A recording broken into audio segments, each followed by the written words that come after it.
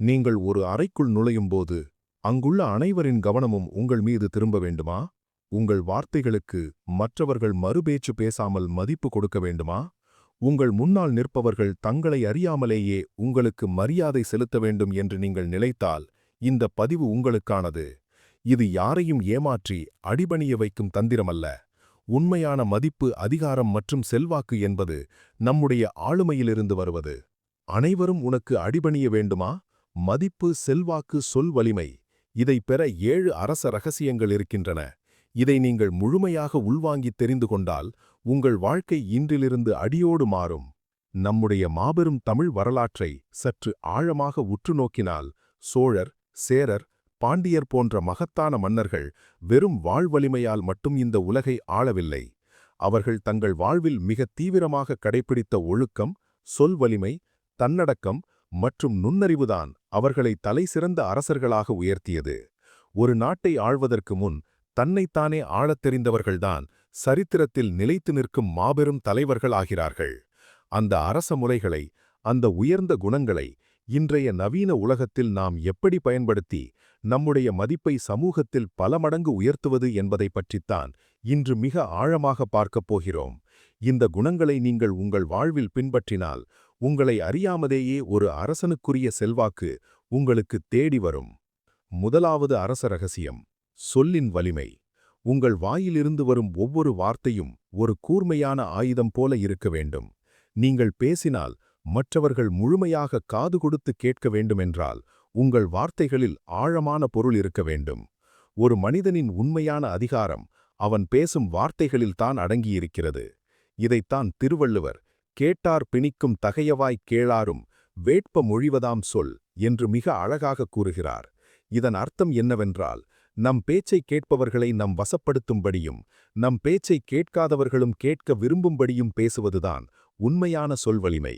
மனோதத்துவ ரீதியாக நீங்கள் பார்த்தால் எப்போதும் அதிகம் பேசும் நபர்களை விட அளந்து பேசும் நபர்களுக்குத்தான் சமூகத்தில் அதிக மரியாதையும் மதிப்பும் இருக்கிறது. நீங்கள் எப்போதாவது கவனித்திருக்கிறீர்களா? ஒரு பெரிய கூட்டத்தில் யார் அமைதியாக இருந்து சரியான நேரத்தில் சரியான வார்த்தையை மட்டும் பயன்படுத்துகிறாரோ அவர் சொல்வதைத்தான் அந்த மொத்த கூட்டமே எந்த மறுப்பும் இல்லாமல் கேட்கும். தேவையற்ற வார்த்தைகளை பேசுவதை நீங்கள் முற்றிலும் தவிர்க்க வேண்டும். பயனில்லாத சொற்களை பேசுபவனை மனிதன் என்று கூட சொல்லக்கூடாது. அவன் ஒரு பதர் என்கிறார் வள்ளுவர். இதை பயனில் சொல் பாராட்டுவானை மகனெனல் மக்கட்பதர் எனக் குறிப்பிடுகிறார். எனவே இன்று முதல் உங்கள் வார்த்தைகளை ஒரு விலைமதிப்பற்ற பொக்கிஷமாக மாற்றுங்கள். நீங்கள் அமைதியாக இருந்து பேசத் தொடங்கும் அந்த நொடி மற்றவர்கள் அமைதியாகி உங்கள் பேச்சை கேட்க வேண்டும். யாகாவார் ஆயினும் நாகாக்க நாகாவாக்கால் சோகாப்பர் சொல் இழுக்குப்பட்டு என்று வள்ளுவர் கூறுவது போல, நாவை அடக்கத் தெரிந்தவன் உலகையே அடக்கும் திறன் பெறுகிறான். அதுவே சொல் வலிமை. இது உங்களை ஒரு சக்தி வாய்ந்த தலைவராக மாற்றுவதற்கான மிக முக்கியமான முதல் படி. இரண்டாவது ரகசியம்: உணர்வுகளை கட்டுப்படுத்தும் தன்னடக்கம். ஒரு மனிதன் எந்த நெருக்கடியான சூழ்நிலையிலும் தன் உணர்ச்சிகளை வெளிக்காட்டாமல் நிதானமாக செயல்படுகிறான் என்றால் அவனை வீழ்த்துவது என்பது இந்த உலகத்தில் எவராலும் முடியாத காரியம். உங்களை யார் வேண்டுமென்றே கோபப்படுத்த நினைக்கும்போது நீங்கள் எந்த சலனமும் இல்லாமல் மிக அமைதியாக அவரை பார்த்தால் உங்களை கோபப்படுத்த நினைத்தவர்தான் நிலைகுலைந்து தோற்றுப்போவார். இதுதான் உளவியல் ரீதியான அதிகாரத்தின் உச்சம். இதை மற்றவர்கள் மீது செலுத்தும் ஆதிக்கம் என்று நீங்கள் நினைக்க வேண்டாம். இது உங்கள் மீது நீங்கள் செலுத்தும் ஆதிக்கம். அடக்கம் அமரருள் உய்க்கும், அடங்காமை ஆறிருள் உய்த்துவிடும் என்கிறார் உலகப் பொதுமறை தந்த வள்ளுவர். உங்களை நீங்களே கட்டுப்படுத்தும் தன்மை உங்களை தேவர்களைப் போல மிக உயர்ந்த இடத்தில் வைக்கும். ஆனால் அந்த கட்டுப்பாடு இல்லாத தன்மை உங்களை இருளில் தள்ளிவிடும். கோபத்தில் கத்துபவனோ அல்லது பதற்றத்தில் முடிவெடுப்பவனோ ஒருபோதும் மற்றவர்களை தன் கட்டுப்பாட்டில் வைத்திருக்க முடியாது. ஒரு பெரிய கார்ப்பரேட் நிறுவனத்தில் ஒரு சிக்கலான பிரச்சனை நடக்கும் இடத்தில் யார் பதற்றப்படாமல் தன் உணர்வுகளை தன் கட்டுப்பாட்டில் வைத்துக்கொண்டு நிதானமாக செயல்படுகிறாரோ அவர் கையில் தான் அந்த மொத்த அதிகாரமும் தானாகச் சென்று சேரும். மனிதர்கள் நிதானமாக இருப்பவர்களைத்தான் தங்களை அறியாமலேயே தலைவர்களாக ஏற்றுக்கொள்வார்கள்.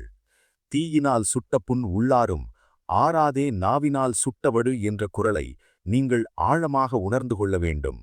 உணர்ச்சி வசப்பட்டு நீங்கள் விடும் ஒரு வார்த்தை உங்கள் மொத்த மரியாதையையும் ஒரே நொடியில் அழித்துவிடும். சமூகத்தில் அதிகாரம் செலுத்த நினைப்பவர்கள் முதலில் தங் நாவை அடக்க வேண்டும். அடுத்தவர்கள் உங்கள் உணர்வுகளை கட்டுப்படுத்த அனுமதிக்காதீர்கள். உங்களை நீங்களே ஆளுங்கள். அதுவே மற்றவர்களை ஆளும் தகுதியை உங்களுக்கு முழுமையாகத் தரும். மூன்றாவது ரகசியம்: காலமறிதான் மற்றும் காத்திருக்கும் பொறுமை. இந்த உலகத்தில் எல்லாவற்றிற்கும் ஒரு சரியான நேரம் இருக்கிறது. அந்த நேரம் வரும் வரை அமைதியாக எல்லாவற்றையும் கவனித்து காத்திருக்கும் குணம் ஒரு மனிதனை அசைக்க முடியாத மாபெரும் சக்தியாக மாற்றும்.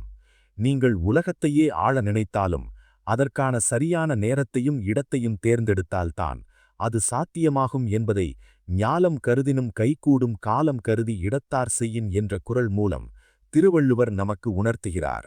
அதிகார ஆசையில் அவசரப்பட்டு எடுக்கப்படும் எந்த ஒரு முடிவும் மிகப்பெரிய தோல்வியில்தான் முடியும். உங்களுடைய தொழில் அல்லது வேலையில் ஒரு பெரிய முன்னேற்றத்தை நீங்கள் அடைய விரும்பினால் முதலில் சூழ்நிலைகளை நிதானமாக ஆராயுங்கள். மற்றவர்கள் எந்த செய்கிறார்கள், அவர்களின் பலம் என்ன, பலவீனம் என்ன என்பதை அமைதியாக கவனித்துக் கொண்டே இருங்கள். எந்த இடத்தில் எப்படிப்பட்ட காயை நகர்த்த வேண்டும் என்பதை முன்கூட்டியே தந்திரமாக திட்டமிடுங்கள். சமூக அதிகார படிநிலைகளில் எப்போதும் அவசரப்படுபவர்கள் மற்றவர்களின் கட்டுப்பாட்டில்தான் அடிமையாக இருப்பார்கள். கொக்கொக்க கூம்பும் பருவத்து மற்றதன் குத்தொக்கச் சீர்த்த இடத்து என்று ஒரு ஆழமான குறள் உண்டு. அதாவது, கொக்கு மீன் வரும் வரை எப்படி அசைவின்றி பொறுமையாக காத்திருக்குமோ அதேபோல் நமக்கான சரியான வாய்ப்பு வந்தவுடன் அந்த கொக்கு எப்படி குறிதவறாமல் இரையை பிடிக்குமோ அதேபோல் வேகமாக செயல்பட வேண்டும். நவீன வாழ்வில் ஒரு வியாபார ஒப்பந்தம் பேசும்போதோ அல்லது ஒரு முக்கியமான முடிவை எடுக்கும்போதோ இந்த காத்திருக்கும் குணமும் தக்க சமயத்தில் செயல்படும் வேகமும் உங்களிடம் இருந்தால் உங்களை வெல்ல யாராலும் முடியாது. வாழ்வில் எந்த சூழ்நிலையிலும் அவசரப்படாமல் சரியான நேரத்திற்காக காத்திருக்கும் மனிதனை உலகம் எப்போதும் வியந்துதான் பார்க்கும். நான்காவது ரகசியம்: செயலில் காட்டும் ஆழமான உறுதி மற்றும் மனம் தளராத தைரியம். வெறும் ஐந்தாவது ரகசியம்: சரியான மனிதர்களை தேர்ந்தெடுப்பது மற்றும் உங்கள் கூட்டத்தை உருவாக்குவது. ஒரு தனி மனிதன் எவ்வளவு பெரிய அறிவாளியாக இருந்தாலும் அவனைச் சுற்றியிருப்பவர்கள் யார் என்பதை பொறுத்துதான் அவனுடைய உண்மையான செல்வாக்கு தீர்மானிக்கப்படும். நீங்கள் ஒரு அதிகாரமிக்க இடத்திற்கு செல்ல வேண்டுமென்றால் முதலில் நீங்கள் யாருடன் நேரம் செலவிடுகிறீர்கள் என்பதை மிக கவனமாக தேர்ந்தெடுக்க வேண்டும். ஒரு அரசன் தன் படையை எப்படி கவனமாக திரட்டுகிறானோ அதேபோல உங்கள் நட்பு வட்டத்தை நீங்கள் உருவாக்க வேண்டும். இதைத்தான் திருவள்ளுவர் மனத்தானாம் மாந்தர்க்கு உணர்ச்சி, இனத்தானாம் இன்னான் எனப்படும் சொல் என்று மிக ஆழமாக பதிவு செய்கிறார். ஒரு மனிதனின் உண்மையான அறிவு அவனது மனதிலிருந்து தோன்றும். ஆனால் அவன் எப்படிப்பட்டவன் என்ற பெயர் அவன் சேர்ந்திருக்கும் இனத்தால், அதாவது அவனது நண்பர்களால் மட்டுமே அளவிடப்படும். மனோதத்துவ ரீதியாக பார்த்தால் நீங்கள் யாருடன் அதிகம் பழகுகிறீர்களோ அவர்களின் குணங்கள் மெதுவாக உங்களுக்கும் வந்து சேரும். சமூகத்தில் மதிப்பில்லாதவர்களை உங்கள் அருகில் வைத்துக்கொண்டால் உங்கள் மதிப்பும் தானாக குறைந்துவிடும். நல்லினத்தின் ஊங்கும் துணையில்லை, தீயினத்தின் அல்லல் படுப்பதுவும் இல் என்ற குறள் போல நல்லவர்களை விட சிறந்த துணையும் இல்லை, தீயவர்களை விட பெரிய துன்பமும் இல்லை. ஒரு மாபெரும் தலைவன் தனக்கு சமமான அல்லது தன்னை விட அறிவில் சிறந்தவர்களோடு மட்டுமே தன் நேரத்தை செலவிடுவான். உங்களுக்கு எந்த வகையிலும் தகுதியில்லாதவர்களை உங்கள் வாழ்க்கையிலிருந்து எந்த தயக்கமும் இல்லாமல் விலக்கி வையுங்கள். இது சற்று கொடூரமாக உங்களுக்கு தோன்றலாம், ஆனால் உங்கள் இலக்கு பெரியதாக இருக்கும்போது உங்களை கீழே இழுக்கும் நபர்களை நீங்கள் சுமந்து செல்ல முடியாது. உங்கள் தரத்தை நீங்கள் உயர்த்தும்போது உலகம் உங்களை அண்ணாந்து பார்க்கும். ஆறாவது ரகசியம்: நடுவு நிலைமை மற்றும் பாரபட்சமில்லாத நியாயம். ஒரு மனிதன் மீது மற்றவர்களுக்கு எப்படி உண்மையான பயமும் மரியாதையும் வருகிறது தெரியுமா? அவன் எப்பேற்பட்ட சூழ்நிலையிலும் நியாயத்தின் பக்கம் மட்டுமே நிற்பான் என்ற நம்பிக்கை வரும்போதுதான் அந்த மரியாதை உருவாகும். வெறும் மிரட்டலோ அல்லது பணபலமோ ஒருபோதும் உண்மையான மரியாதையை தராது.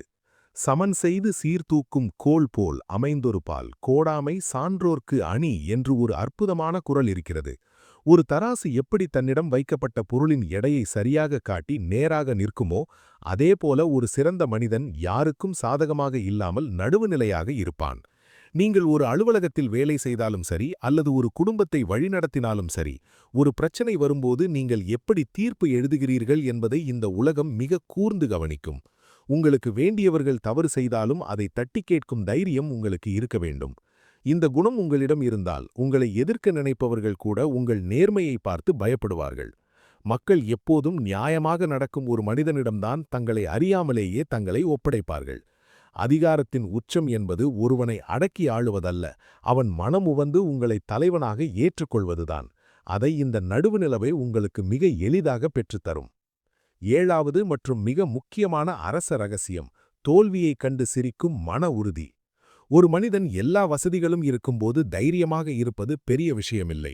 ஆனால் எல்லாம் கைமீறி போகும்போது, சுற்றிலும் எதிரிகள் இருக்கும்போது ஒருவன் அமைதியாக சிரித்தால், அந்த ஒரு சிரிப்பு அவனது எதிரிகளின் மொத்த தைரியத்தையும் சுக்குநூறாக உடைத்துவிடும். இதுதான் உளவியல் ரீதியான மாபெரும் ஆயுதம். இடுக்கண் வருங்கால் நகுக, அதனை அடுத்தூர்வது அக்தொப்பதில் என்று வள்ளுவர் பெறுவான் கூறுகிறார். துன்பம் வரும்போது கலங்காமல் அதை பார்த்து சிரியுங்கள். அந்த துன்பத்தை எதிர்த்து நிற்பதற்கு அந்த சிரிப்பை விட சிறந்த ஆயுதம் வேறு எதுவும் இல்லை. ஒரு தலைவனை பின்பற்றும் மக்கள் அவனது தைரியத்தை பார்த்துதான் அவனுக்கு பின்னால் அணிவகுத்து நிற்பார்கள்.